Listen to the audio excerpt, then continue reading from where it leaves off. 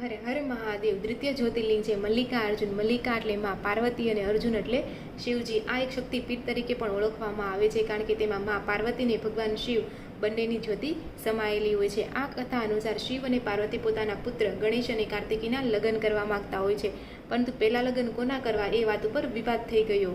તો શિવજીએ ઉકેલ કાઢ્યો કે જે પૃથ્વીની પ્રદક્ષિણા પહેલાં કરશે તેના લગ્ન આપણે પહેલાં કરાવશું.